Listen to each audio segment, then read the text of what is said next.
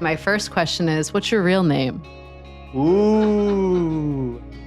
I hear you used to be a rapper. Tell me a little bit about that.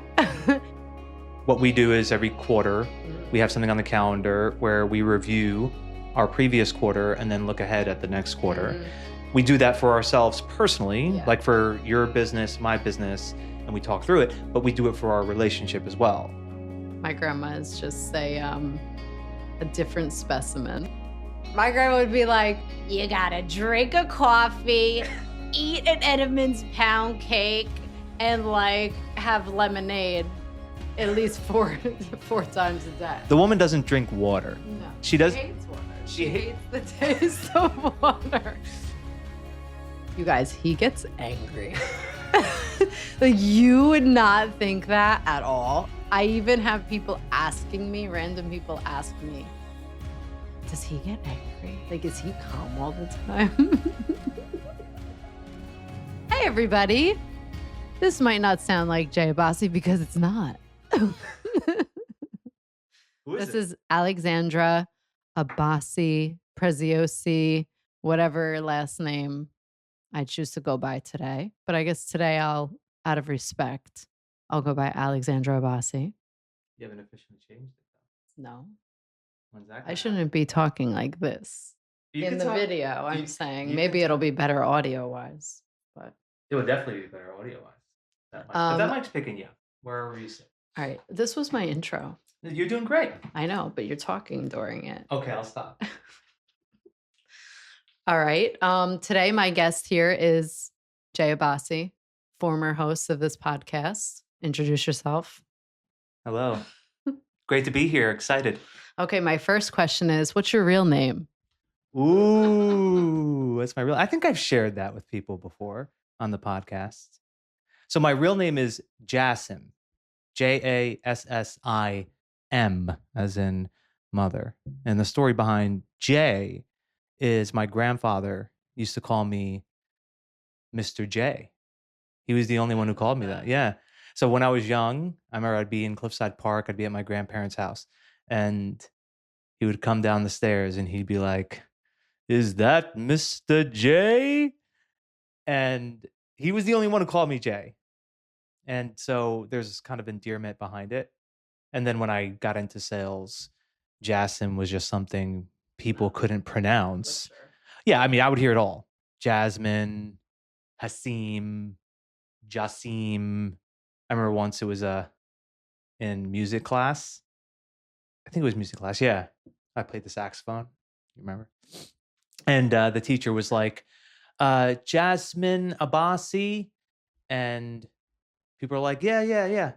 I guess I didn't hear. And he goes, where is she? Oh, Think about how embarrassing that is in fifth grade, sixth grade. And so, yeah, Jasmine was always hard for people to pronounce. So Jay became a name that from my grandfather that I ended up using in sales. And then it just took on a life of its own. That's cute. I didn't know that. Yeah. It was from your grandfather. Yeah. Let's see.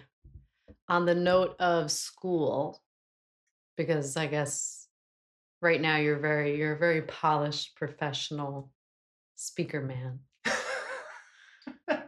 Were you like this in school? Ooh. What were you like in school? So I was not like this in school. What do you mean, like elementary school or high school? Yeah, elementary. And then I guess, sub question, maybe like, when did you start to, if you were different? I guess I'm making a big assumption.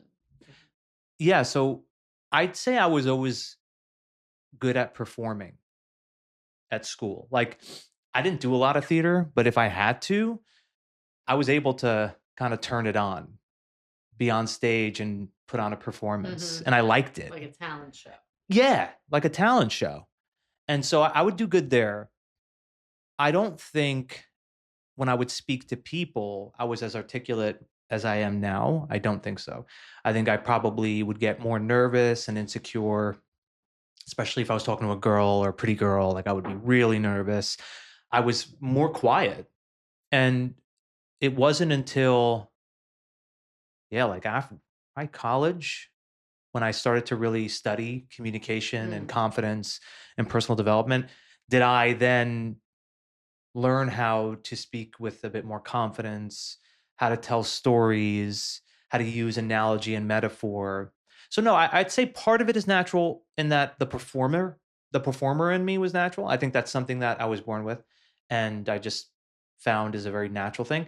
And then the other things I had to learn just through practice Mhm. from sales, for example. I mean, anybody who's ever been in a sales role knows that that's how you can really build up the training for communication.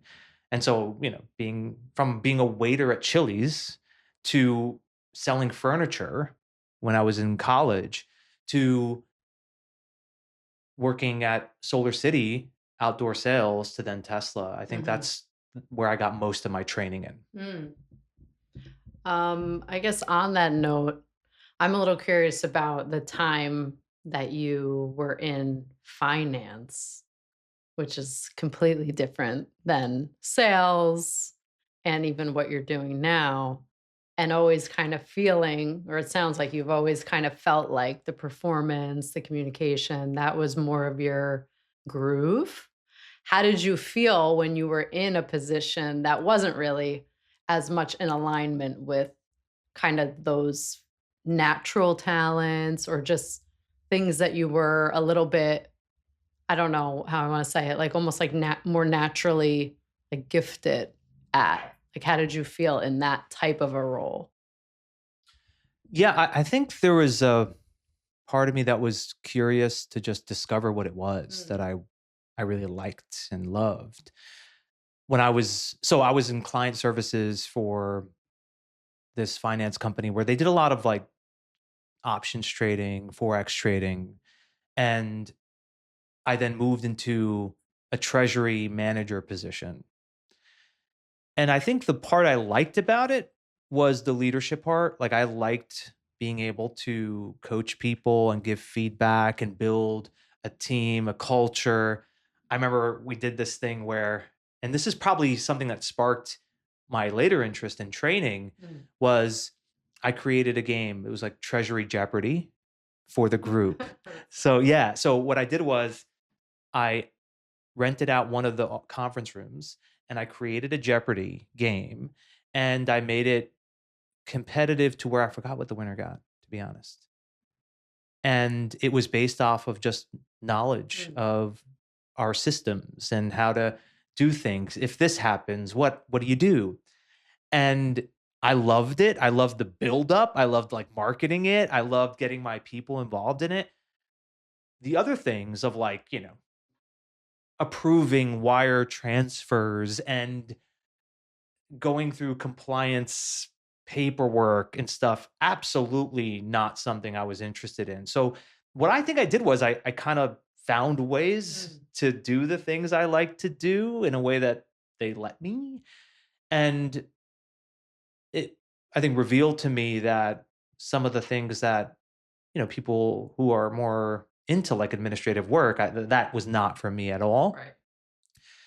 But it really was, I think the thing that really woke me up was when I just felt like the end result of what I was doing, I was disconnected from. So in other words, it's like, okay, what did we help people to do? We help people to lose money on options trading and forex trading. So it was like, sophisticated gambling. And I just couldn't really align with that Mm, anymore. I just couldn't agree to it anymore. After all the things I was working on in myself, I was like, I want to make a better impact with my time and my energy and my talent.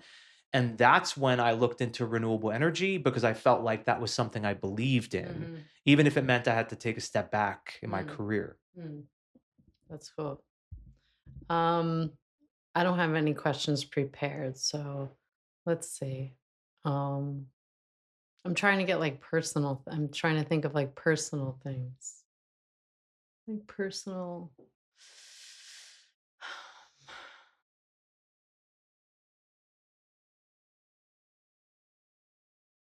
I hear you used to be a rapper. Tell me a little bit about that. Because that actually sounds more in alignment with even the finance job. or anything like that. Try not try not to break our blinds in the process, please. Yeah, so I did have a bit of a career that didn't really expand to anything significant, but I was in the studio recording. I was in New York City performing. I did some showcases. I finished in the top 3 of one of the showcases that I went to. And yeah, so I found a creative outlet through rap, through writing lyrics and songs. I would have songs that were more aligned with your typical kind of hip hop sound of the late 90s, early 2000s, because that's when I was like, really, really into it. And then I would have some creative songs where it was a little bit more uh, political, or it was a little bit more spiritual, that I guess someone would deem would be like conscious rapping. And I remember that that was something I thought I was gonna do. I was gonna keep pursuing it, and I loved it. But the things that I love about what I do now are the things that I love. Like, I love being able to impact people at scale, where I can deliver a message in a way that's so different that it sticks with people and it has an impact on them later. And isn't that what music does for us a lot of the time? Or if you go to a concert, it's something memorable, it's something, an experience that made you feel a certain way. So what caused me to shift out of it, I remember it. I was at the studio, I recorded a song, and I felt like the song just was icky.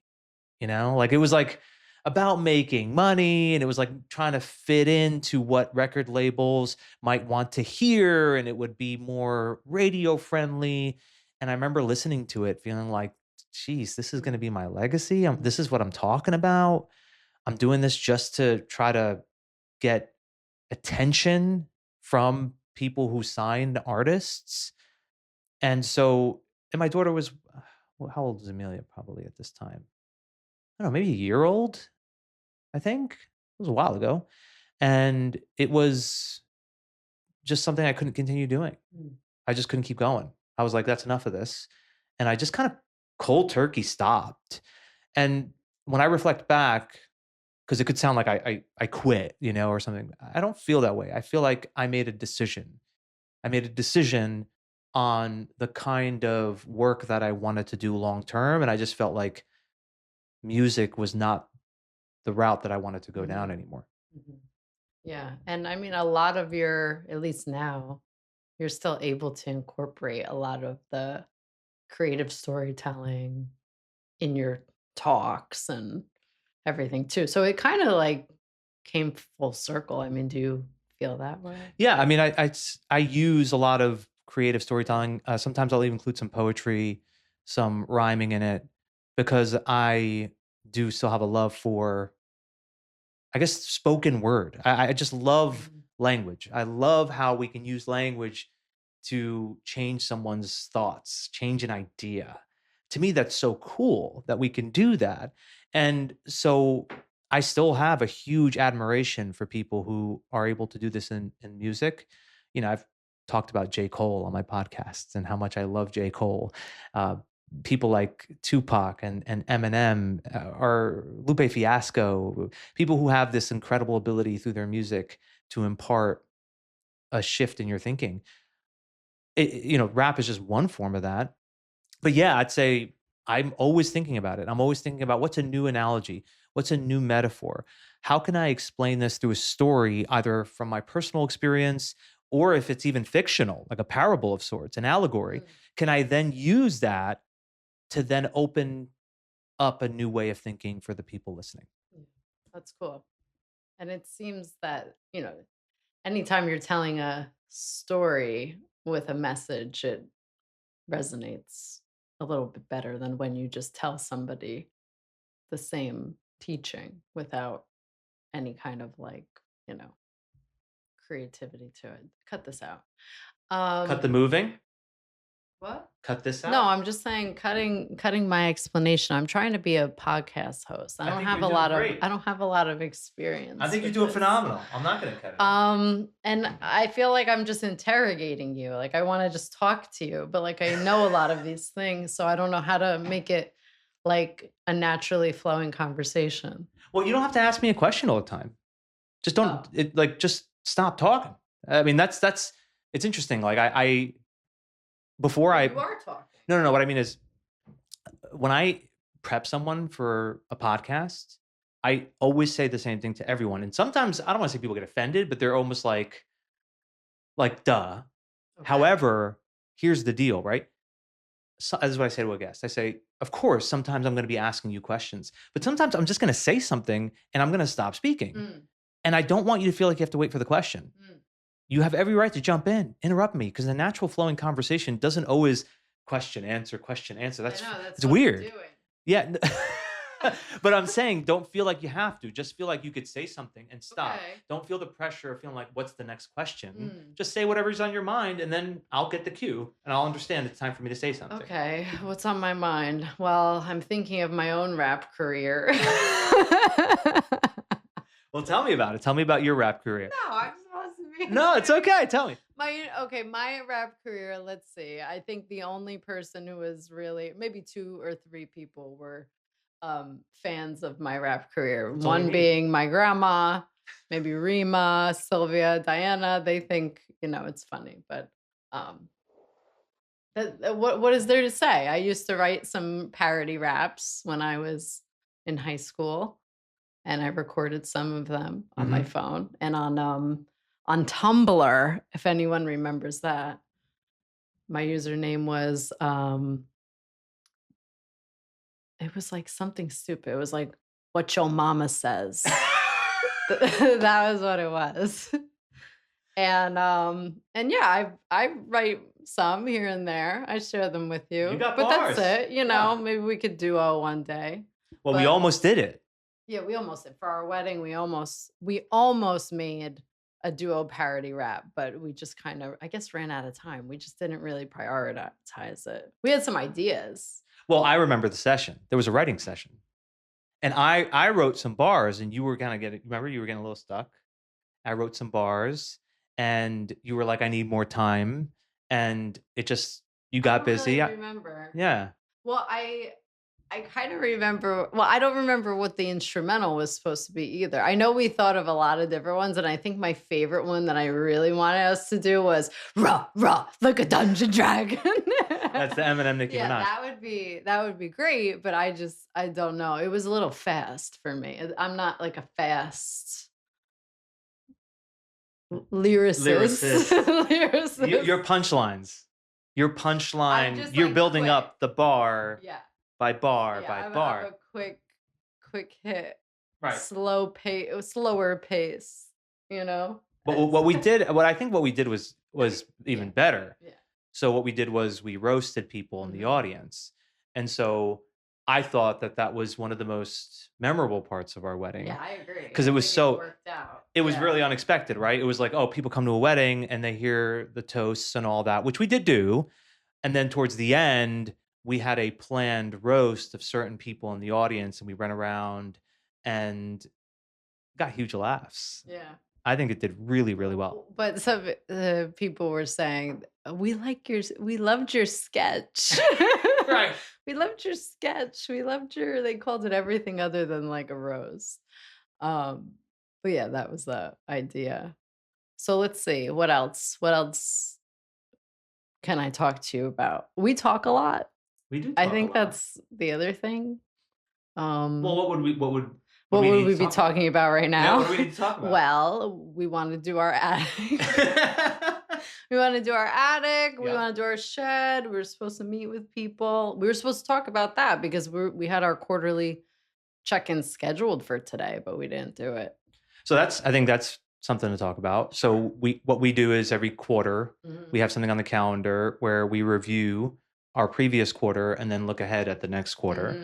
We do that for ourselves personally, like for your business, my business, and we talk through it, but we do it for our relationship as well. So we have certain goals that you and I set, how often we go out on dates, how often we spend quality time, all the things that we think are important to our relationship, we review and then we identify what are some things that we need to focus on in the next quarter.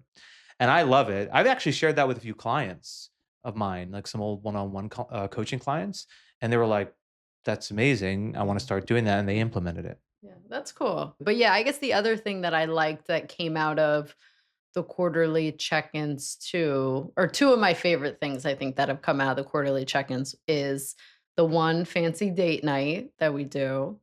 I mean, I'm really just sharing this like as like, I guess, relationship thing. I know I'm just prefacing it. I know I'm prefacing it. I'm sorry. Cause I know I'm like, this is for a podcast. So that went back in my brain. Like, this is for a podcast. Like, explain why you would be sharing something like this.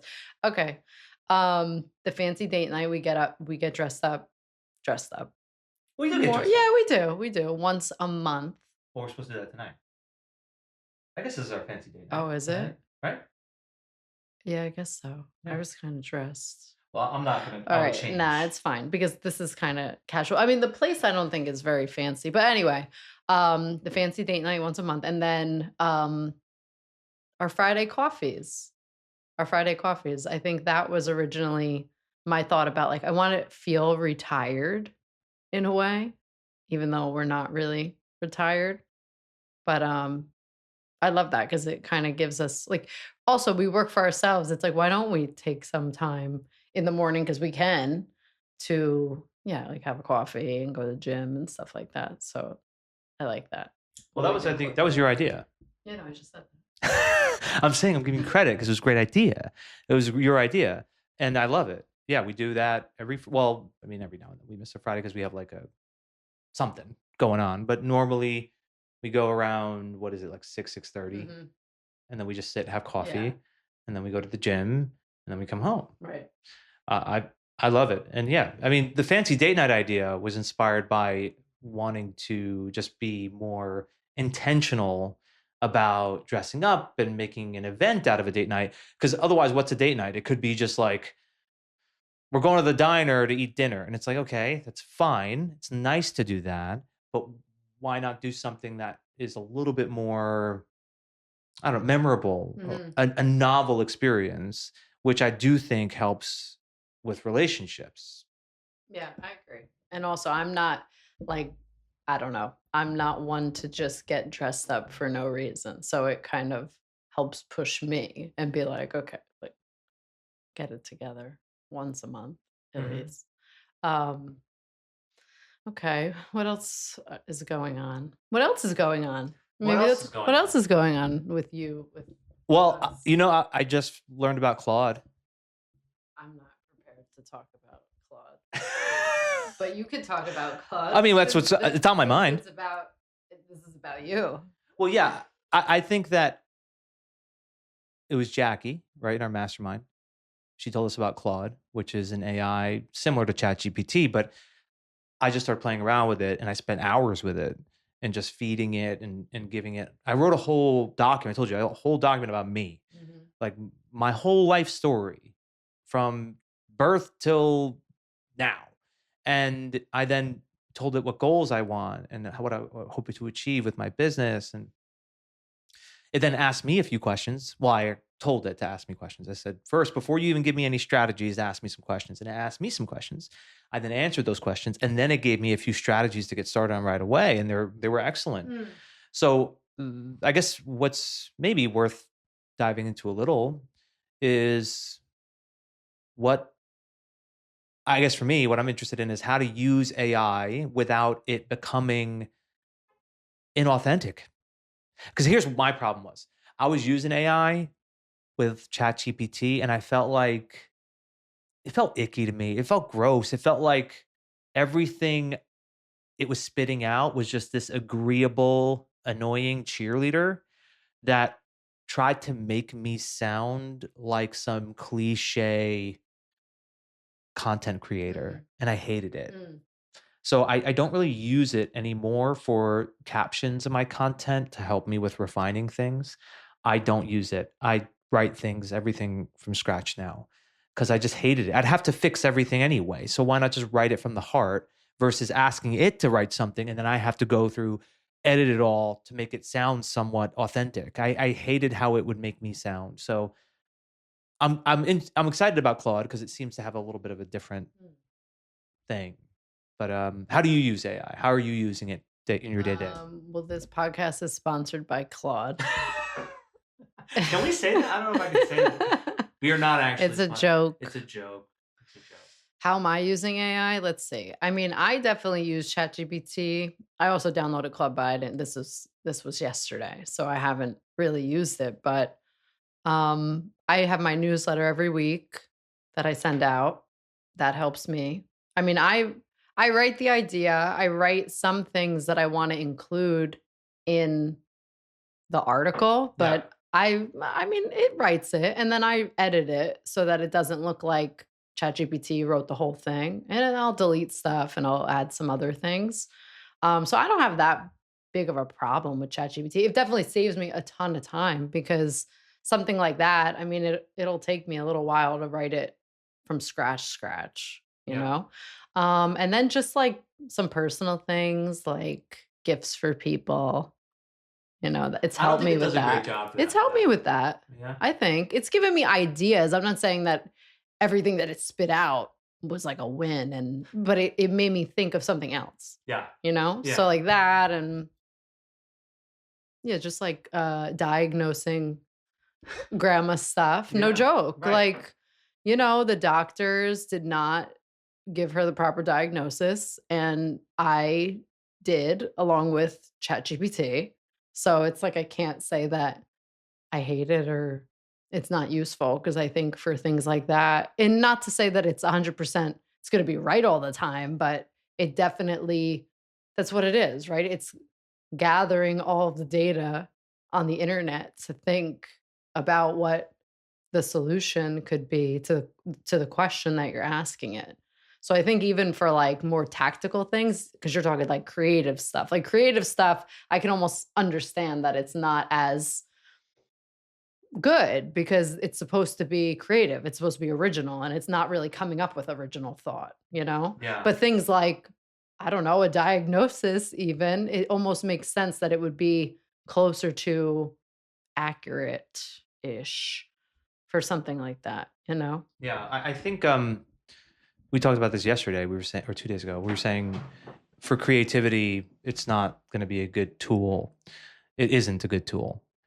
With brainstorming, I think it could be valuable. So if I brainstorm with it and I just don't take it for its word, it's like brainstorming with another person. You don't immediately agree with everything they say. It could be really valuable. I'm curious to hear what your take is on how AI will affect your business, like long term. Like, do you think real estate agents, are they going to go away because of AI? I mean, it's hard to say because, uh, you know, before, say, I mean, I'm sure it was even before that, but say Amazon, for example, how many people were so skeptical of buying things online before then? Like, who would ever buy a shoe online? They would say, no, I have to go to the store and I have to try on the shoe. How could I ever buy a shoe online? You know? Even worse, food. Yeah. Well, wait, like groceries? Yeah, like people order the whole groceries online. Think about it. Like my mother growing up, imagine my mother would never trust ordering food from the internet. She'd be like, that sounds crazy. But people have stuff shipped to their house, ordering through Amazon. What's it called? Like Amazon Food or Amazon Fresh or Instacart. Well, Instacart just picks it up from the grocery store. But still, I agree with you. Shoot anything.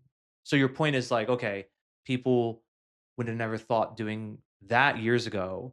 And in the future, when people right now might say, well, people wouldn't trust AI with a real estate transaction, you're saying that could change. I mean, possibly. I guess the part that's the barrier with the purpose of, say, a real estate agent really is for the, like, how do I want to say it? Like legality almost, like being the License. Buffer. Yeah. The purpose of the license being like the buffer in the transaction where your client is protected and it's this more, I guess, confidential sort of transaction as opposed to a shoe where you could just kind of buy a shoe at the store. There's no legal documents, there's nobody else involved really besides you and the retailer. Whereas in a real estate transaction, there's a bunch of people involved, title, attorneys, obviously the client, the seller, all these people. So I guess if there was a way to, I don't know, like make that a more secure transaction. I don't know. I guess you could put in like, I don't know, when they talk about like blockchain and stuff like that, like making really like cryptic documents or like, I don't know. I don't know anything about that world, but I think I would be foolish to say that it would be impossible. Like right now, it very much feels like it would be a hard thing to substitute even when you think about, say, like plumbers and electricians and these other people that need licenses to do certain work that's like a very hands-on work, I feel that way about realtors personally. Like I feel like it is very much a person-to-person thing. Because people could also say, yeah, you could maybe substitute like a VR headset, right? And take a tour of a tour of a home, but the actual transaction itself, would you be able to like transact 100% virtually with no independent, like no person, like no, what am I trying to say? Like no other like coordinator, Right. essentially, like for that type of a purchase. I don't know. I don't know either. I do think it could be one of those things where it just takes a longer time, or there's just a certain generation that will start to do it and then it'll fade and evolve. I've made that argument about coaching. I've talked Yeah. about this. It's a huge pivot in my business that I Right. made because I felt that over the long run, people are not going to hire coaches. They're going to be hiring an AI coach or using AI through some sort of platform Yeah. that it's trained to be able to get on a call with you. You can make it look however you want it to look, and it will coach you and challenge you and ask you questions in a way that could be potentially just as effective as a human being Mhm. at a fraction of the cost. So, what I realized was, and I think everybody should be doing this. I think everyone listening, think about where your career could be going over the next, start even just say 100 years, because even in your mind, what 100 years might be actually 10, right? Like it's moving that fast. So if you think about, okay, where could this be going if AI were to continue to evolve? What would my industry look like? And for me, I thought about coaching and I said, well, I think I have two decisions. I have two choices. Option one is invest in AI. If I created my own AI platform where I had AI coaches like under me, and I was involved in the creation of the AI coach, and I was creating a code for that, and I made a company based off of that, I do think there's a future in it. Or shift my business model to something that I'm actually more passionate about anyway, which is speaking. Because when I look into speaking down the road, I don't think that in my lifetime, there are going to be robot speakers at conferences. Mhm.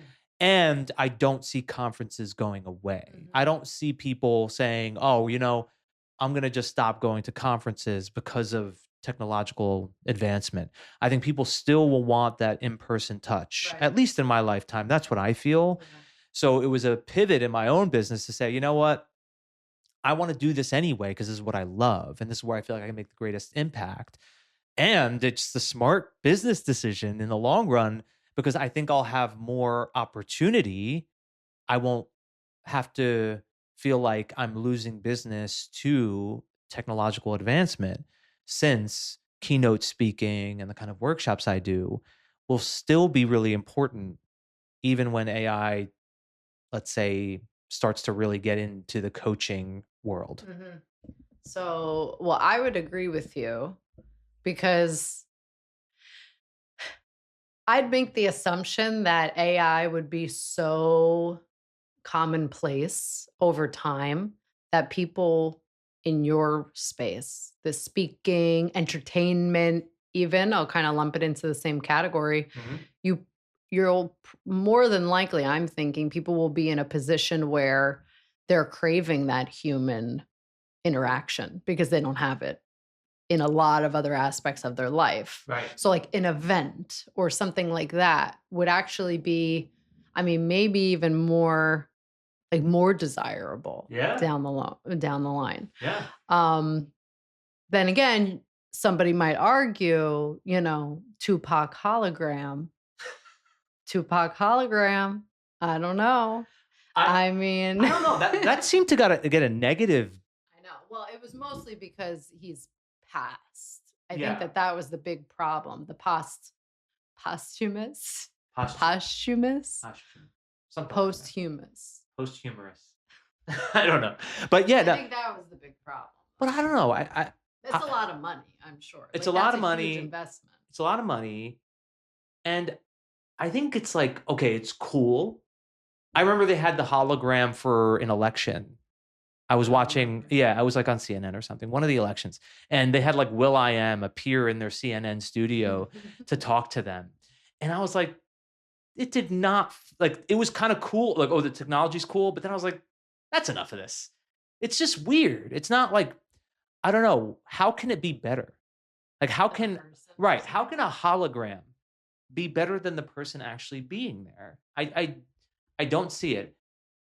The people in the audience, I think we are oftentimes forgetting that we have a natural intelligence and a natural connection to, like, cell to cell. right? Like if people to people, like I think it's happening without us even knowing. Right.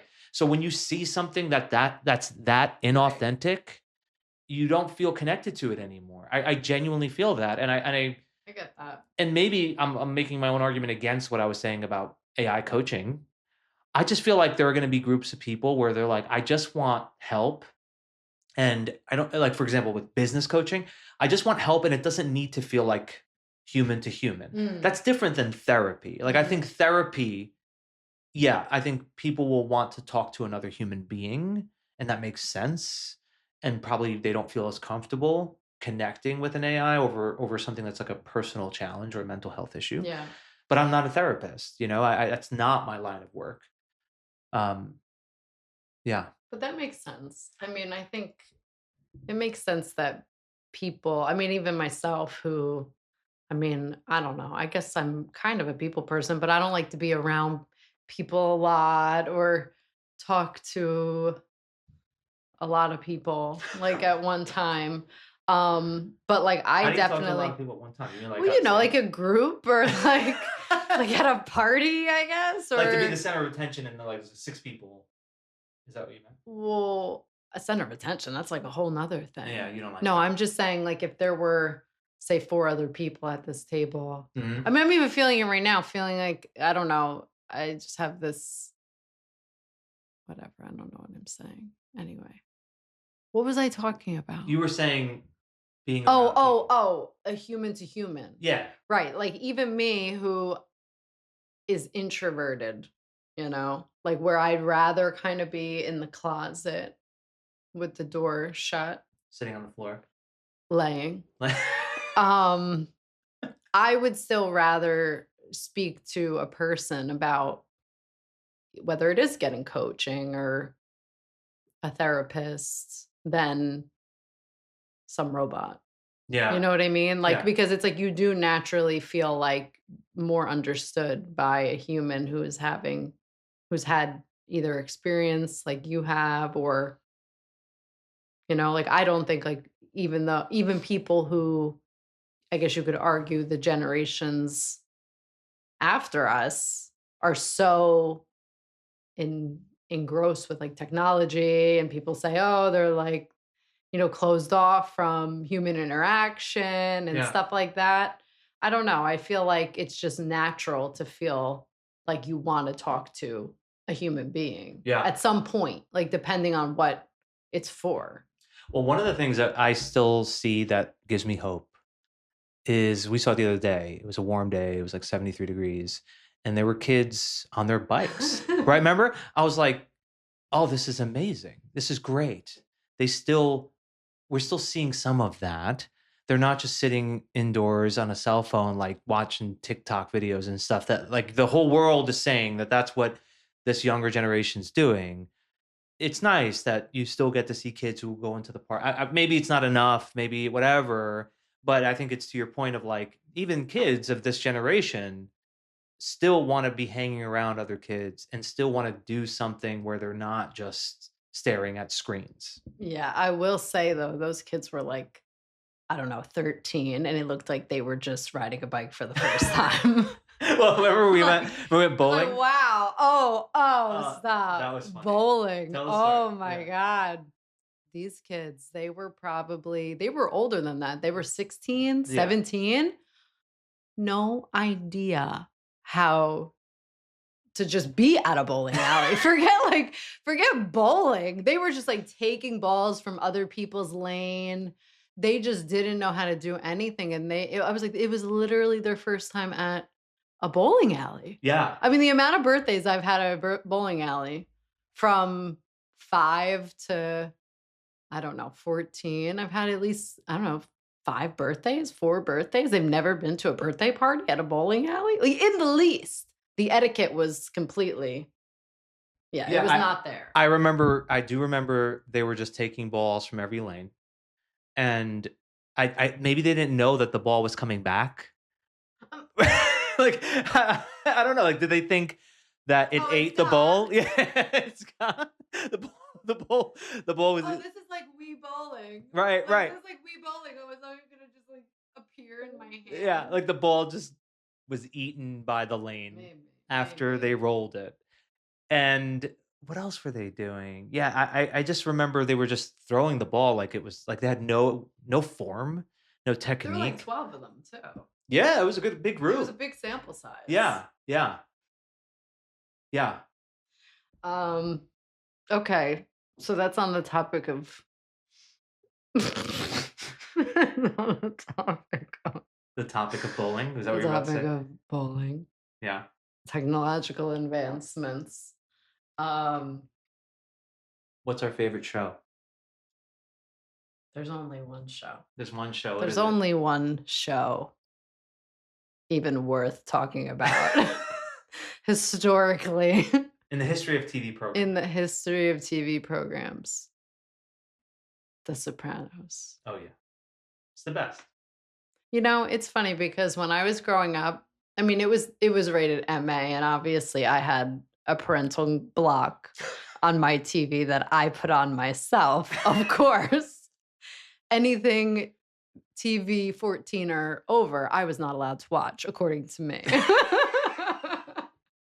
So as a result, I was not watching The Sopranos, and it was obviously also just too old for me as a kid. Yeah. And even growing up, I never thought I would want to watch it because I was like, oh, it's probably overhyped, kind of that feeling. Yeah. And you know me, I'm very contrarian with those things. If everybody's saying things are cool, I don't believe it. Mm-hmm. Okay. Mm-hmm.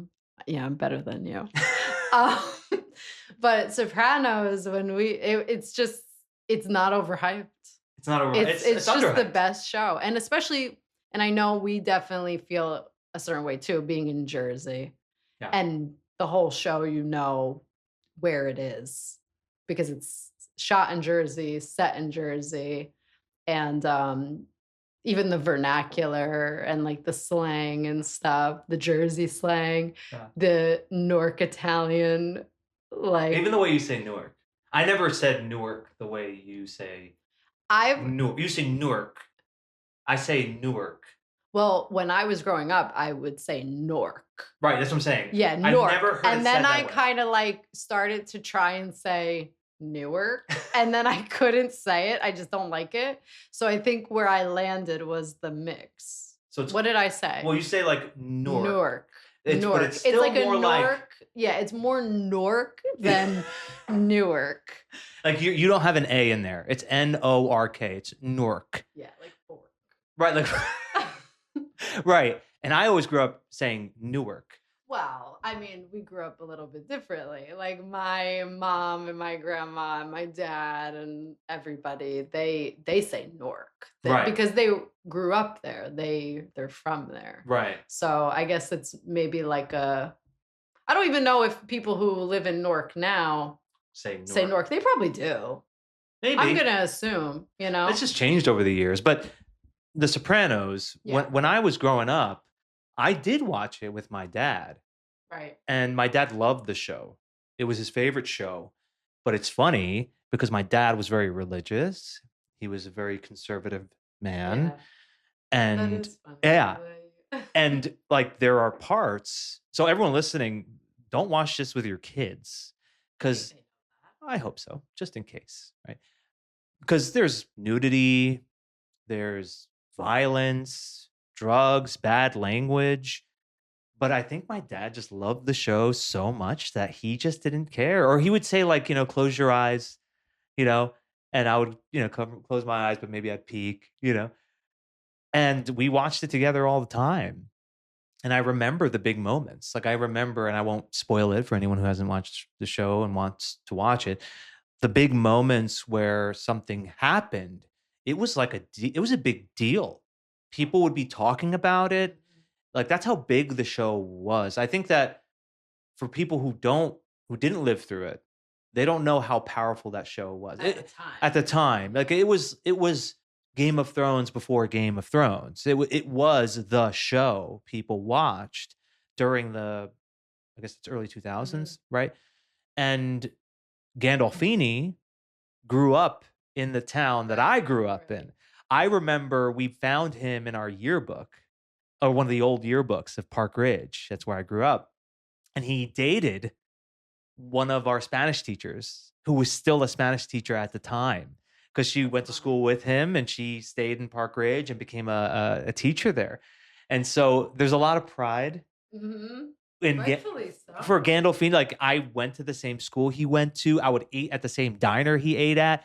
And he's also, I think, one of the great actors. For sure. I mean, yes, it was TV. He did do movies, but Gandolfini as Tony Soprano is one of the greatest performances that you'll ever see in television or movies. Yeah. No, I remember when they had the finale, and I was maybe in 5th grade, or maybe I was in like 4th, 5th, maybe 6th grade. I can't remember. And I was on the bus, and I remember the kid, like the cool kid or whatever, who sat all the way in the back, was like, "Hey, did you see the Sopranos finale?" And I'm like, "What are these 7th graders doing watching the Sopranos?" I was like, "They don't have their parental guidance. They don't have their parental block." Yeah. I don't know. I guess they're But I think it was just so big that parents were like, it yeah, doesn't matter. I guess. It just doesn't matter. And I know there's like there's big shows now and everything, but we So watch. that's our big one. That's our show. That's our show. We've watched it. Well, I'm going on 2 times. This It's not is- that much. This is your second time through. Right now we're in season 4, end of season 4. So yeah, maybe we should wrap up soon. What do you think? I don't know, but did we even have a topic of conversation? Well, is there something else that you want to ask? No, I'm just saying, like, I feel like this was a very scattered, what's the We'll bring it home, theme, host. the motif. You, All right, what's the motif? you tell me. I'm trying to figure out. I don't have the motif or takeaway. Takeaway is in motifs. Or just is there something Why else? am I saying that word? I don't know. You keep using the word motif. I think that's the first time I've ever heard you use the word motif, and we've been together for a while. So, what's something that you think would be interesting for me to share that you haven't heard me share on the podcast? Something interesting. Well, you probably have. I don't know. Let me think. Well, we got you to talk about your real name. That was an important one. That was pretty big. Pretty big.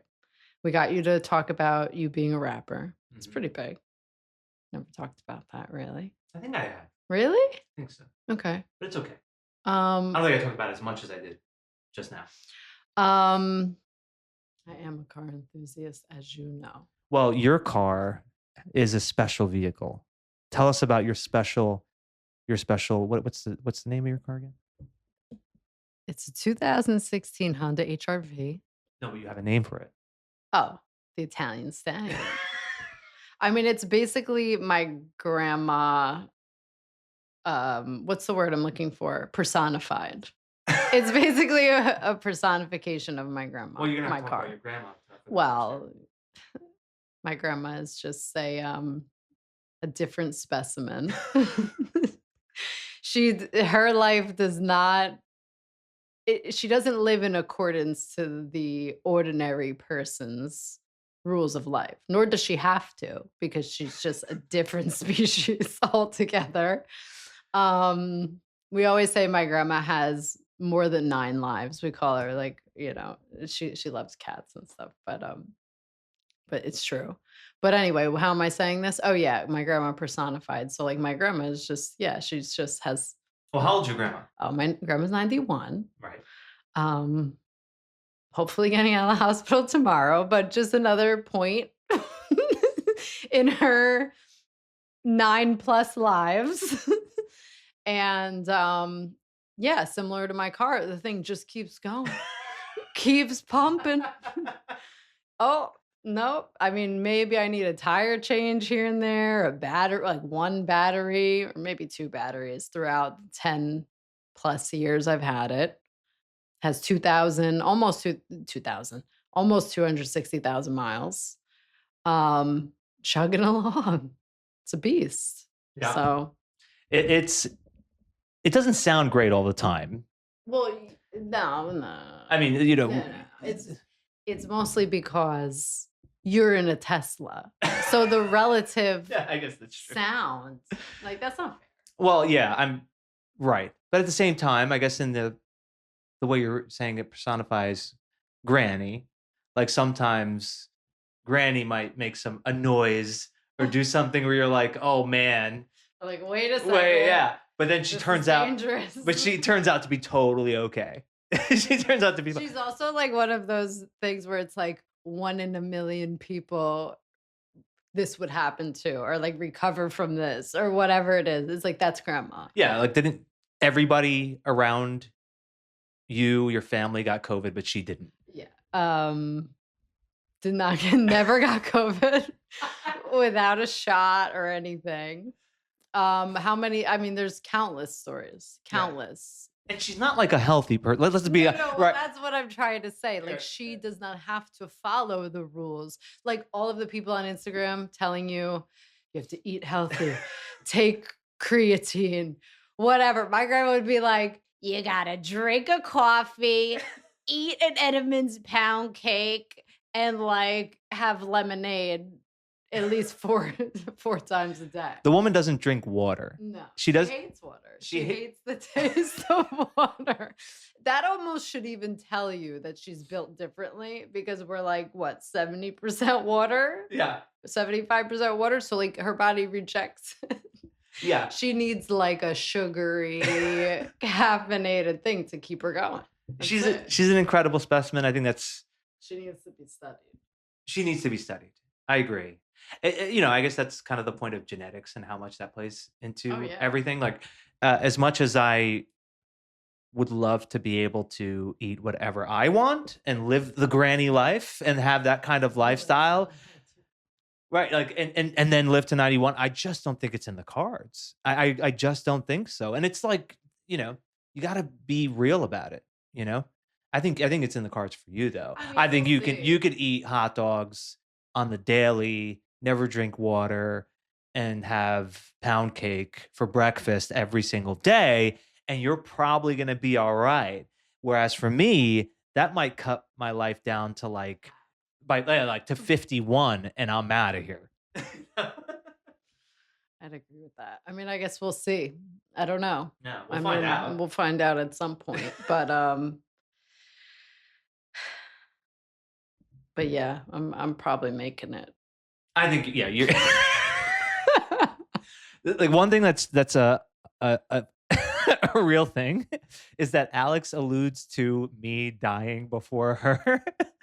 Like like she feels sad. She'll be like, oh baby, you're gonna die. Like I'm gonna die soon. Like this is not something like she's expecting that she's gonna outlive me by like 20 plus years.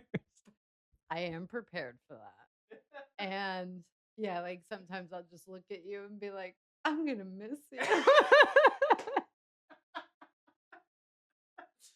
All right, so let's see some human things. Some human things on the topic of AI. What's something that you hate? Jasmine Abbasi. Just in general? Yeah, like people, places, things. Well, behavior. I do hate when technology doesn't work the way I want it to. Yeah, you get. I get angry. You get really angry. I get. You guys, he gets angry. Like you would not think that at all. I even have people asking me, random people ask me, does he get angry? Like, is he calm all the time? And I do say most of the time, but then there's times like this that you're alluding to on the topic of technology too, is like he gets really, really mad. Yeah. Really mad. Go ahead. Yeah. Well, I think I get frustrated because my mind is working fast and I want to get something done. And if something's not loading, if I know I'm not doing something wrong and the thing is just spinning or it just keeps giving me an error, I get very angry. I do. And that's just what it is. It's, I think, opportunity for me, for sure. What else do I hate? So you asked me what I hate. I hate that. What do I not? What do I hate? Well, I think What annoys you? what I think one thing that does annoy me is when people are truly inconsiderate and don't have respect for my time. Like, for example, if I set a meeting with you and I say, hey, Alex, let's set up a meeting for Thursday at 10 a.m. Does that work for you? And you say, yes, 10 a.m. Thursday. And then I send you an invite for Thursday at 10 a.m. and we're going to connect for any reason. And you don't show up and you don't inform me as to why you're not able to make the meeting. To me, that's like, wow, that's a real lack of consideration. And what bothers me is that a lot of times these are people who are in leadership roles and they're people who are leading others, you know? So to me, it's like, okay, you agreed to a time on the calendar. You said that that time works for you. So I made time for you. And then you don't show up and you don't say anything, right? It's like, okay, if it's an emergency and you message me, totally. I have full compassion, understanding. I won't get upset. Well, let's reschedule. It's the people who don't say a thing and then don't own up to it. It's like, just own up to it. If you did make a mistake, own up to it. Instead, they have whatever else is going on in their life take priority, and they just don't have the consideration and respect to inform another person if they're not able to make a meeting they set. Yeah. Well, I guess I was also thinking also along the lines of like a pet peeve. Well, tell me, what do you Like what's one that you know of that you want me to talk about? For you? Yeah. Like something that's just like it's a little thing that bothers you? Yeah. Oh, God, what is a little thing that bothers you? Um, Technology covers a big, I know, large. but that's almost like I understand that one. I'm trying to think of like an irrational. When my socks get wet. That's a big one. I don't like that. And when my socks get wet because somebody left. That doesn't bother me that Oh, much. that's the worst. Like you might as well just go to sleep and start your day over. Like the day's ruined for me because somebody left water on the ground, bathroom or the kitchen. We won't name names here. We won't name names. Is it me? No, it's I mean, I don't know. I'm not naming names. It's not me. But go ahead. Okay, so socks get wet. it's just a really rough experience for me. Like, I hate it. I hate the feeling, especially if I'm in a situation where I don't have time to change out my socks again. Like, Or if you don't have a new pair. or if I don't have another pair. Sometimes happens. So that one really irritates me. Wet socks. What else? Pet peeves. Like, of what other people do, or Yeah, I guess you don't have a lot. well, I don't like when people say things like, you know what I'm gonna say? Something like, I'm the type of person who. Right. I don't like that. Or what was the one I said to you yesterday? I don't feel like myself. I don't feel like myself. Well, I will say that I prefaced it saying I'm about to say something that I don't think you like. Like, I don't think you like this phrase. And I said, I just don't feel like myself. And he went, Yeah, because it's like, what does that mean? I understand. And that's why I knew you wouldn't like it. Yeah. It's just, it was the feeling that I was trying to convey. You know what I mean? And I think I told you an alternative would be like, I feel off. Yeah. Or I agree with that is also the feeling. You know? Right.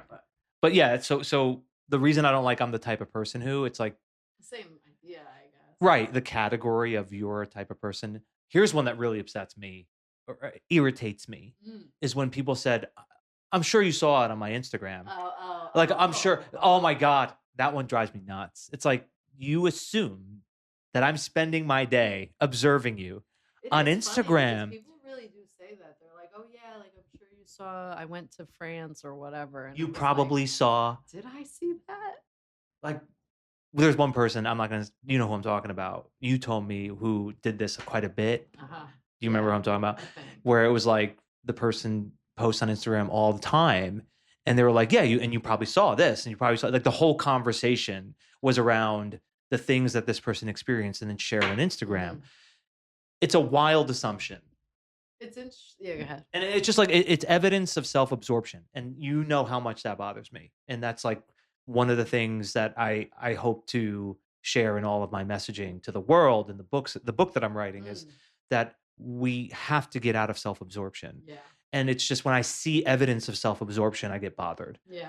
Things like, I'm the type of person who I don't feel like myself, or you've probably seen on Insta, like all these things. It's like, you're not the center of the universe. Right. You never were, you never will be. You're going to also be a lot happier, and you're going to be just a better human being when you stop thinking that you're the center of the universe. Yeah. And sometimes I just want to shake people to get that message through to them because they're just so caught in it. Yeah. It's funny because I think I have like the opposite feeling. I feel like nobody is actually seeing myself. And that actually helps me post my stuff, because for me, it's very uncomfortable. Of course, making the video, but even actually posting the videos that I'll make.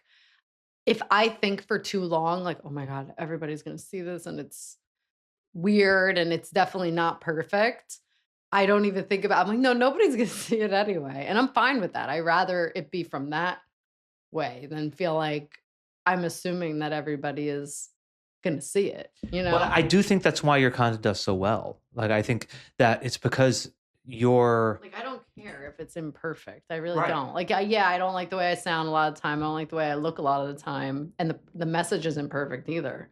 But I'm kind of like, I just know that I have to do it. So I'm just like, whatever. So I could detach from it like that, at least. Is it at Alex Preziosi you're trying to promo. _ real estate? I think it's at Alex Preziosi _ real, maybe _ estate. Maybe I did something stupid like that. But Alex Preziosi. Just search Alex Preziosi and you'll find it. But the reason I think it's you have great content and it's interesting, and it's you also have like bloopers and stuff like that. Yeah.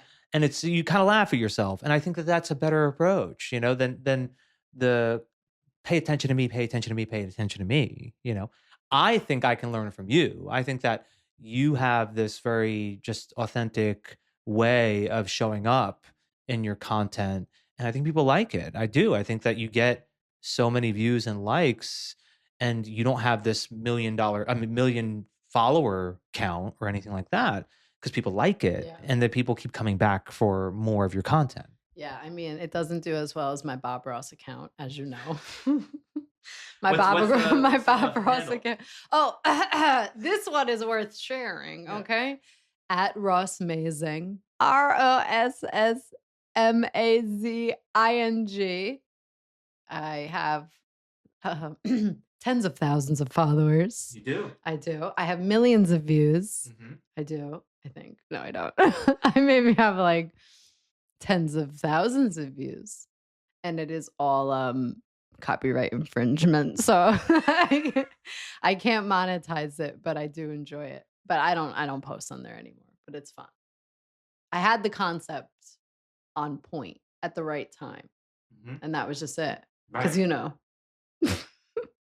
got the brains. I got it. Yeah. I gotta. Well, you were in the Bob Ross fan club before Bob Ross came back the way he did a few years ago. Right. When it had that whole thing, you were already there. Well, that's what I'm saying. I had the foresight from day one. I'm not trying to toot my own horn, but I was on to ASMR like 10 years before ASMR was a thing. Yeah. And then I was on to Bob Ross. I mean, so long. But Bob Ross was a big deal back in the day. He just wasn't on, say, Instagram and stuff. He was on PBS. Like my grandma, I mean, I would watch it with her. She had the VHS and stuff, and ASMR and Bob Ross just made sense. So that's kind of the theme of the Instagram is ASMR Bob Ross. Mm-hmm. But he is ASMR. It's not like a curated thing. Well, he was ASMR before there was ASMR. Yeah, exactly that. Exactly that. Right. So just recognizing that in the art. Anyway. All right. I think we should wrap up now, though, for real, because we have dinner plans and I'm getting hungry. Are you? It was nice meeting you. All right. Should I give like a wrap up? I guess. Well, yeah. What do I always say? I say it in the end of every episode, which is, until next time, thank you for listening. Or maybe I should be looking at the camera. Okay. Until next time, thank you for listening. Good morning, good evening, and good night.